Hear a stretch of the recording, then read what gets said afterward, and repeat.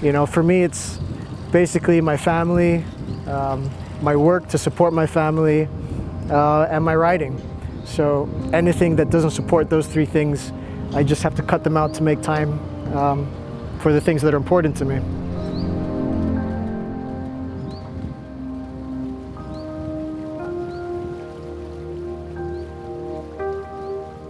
It's such an amazing sport. It's given me so much.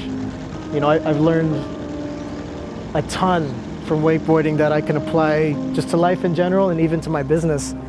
You know, and what wakeboarding's taught me from an early age, and every time, even now when I go out there, is if you want something badly enough in wakeboarding, if you want to learn a trick, you have to just keep doing it until you land it. You know, I've tried a trick for weeks at a time, for months at a time.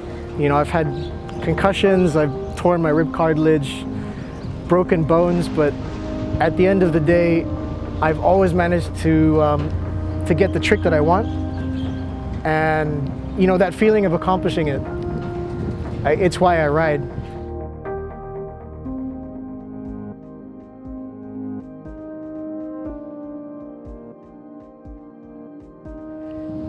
You know, it's unusual for someone to have kids in a family like I do and still be competing. You know, and they always wonder how I can manage that process. And, you know, having kids changed everything for me. It just meant, whereas before I was so willing to put my body on the line, now I have to think a little bit because I need to be healthy to play with my son.